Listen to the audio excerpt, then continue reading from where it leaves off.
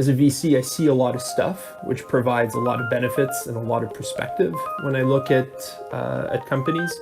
But I also recognize that the founding team spend literally 100% of their time on that one problem that they're trying to crack. And so it would also be a little, I guess, pretentious on my part to assume that I know better. I think that is what coachability is: understanding your product while also being flexible and open to pivoting on things as is appropriate.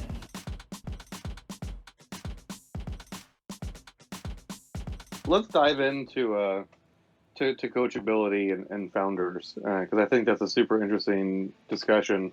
Where my mind goes on it is kind of this balance that founders are supposed to have, which is like you're supposed to be super cool, super coachable, but also brave enough and crazy enough to believe that the world needs you, needs your company, as opposed to all the other things that already exist.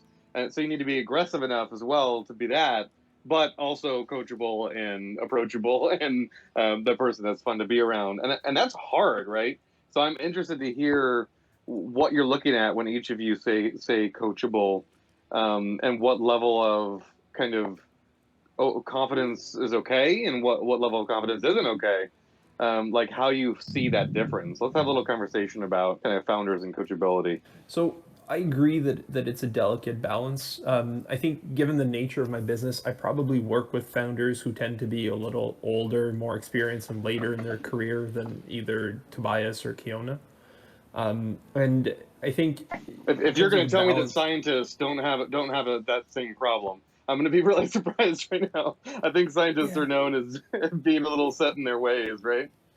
Yeah, exactly. So I think there are a couple of things there, right? So one, they're definitely more set in their ways, but they also aren't necessarily just flying by the seat of their pants, right?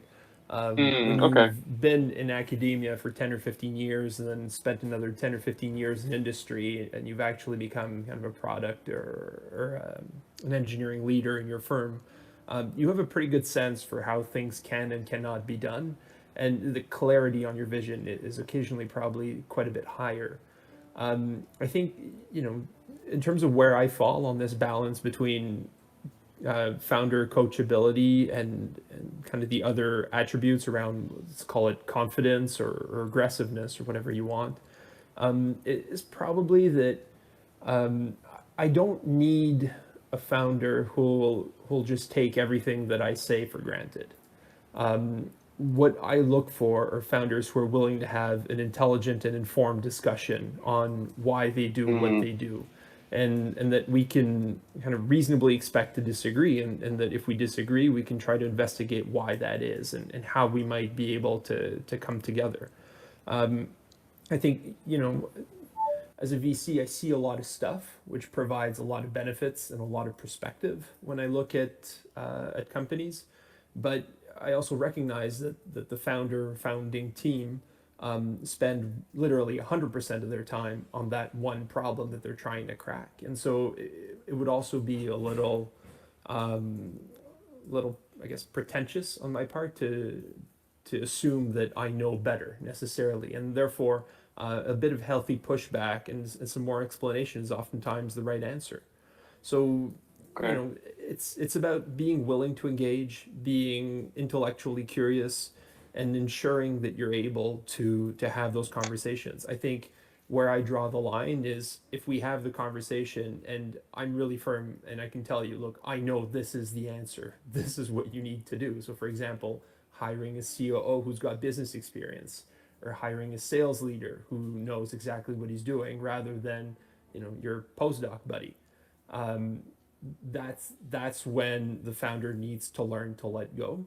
But that line is pretty far. I think anything before that, intellectual curiosity is king as far as I'm concerned. But curious to hear what the other panelists think here. That's exactly what coachability is. It's like understanding your market and your product very well and having that deep knowledge about the problem that you're trying to solve, but understanding that sometimes as a founder you can be maybe too close to the problem.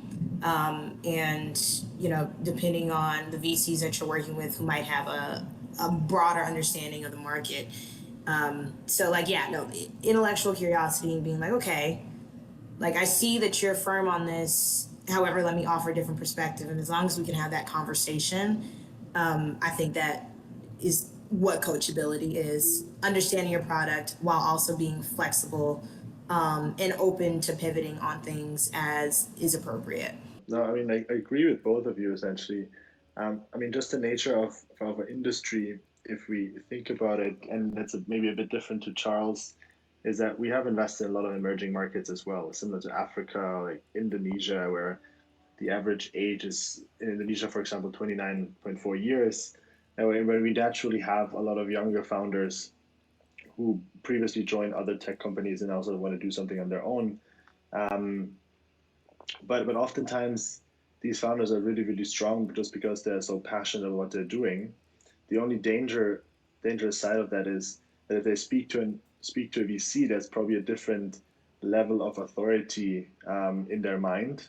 So they assume, okay, a VC knows everything better just because we've scaled some companies, we've been long in the industry. But because we do have a industry agnostic focus, so we work with literally almost every industry except biotech and medtech in a way. We don't know any industry in detail, right? I mean, I know a couple of high level facts about the industry, and of course, we do our due diligence and we dive in.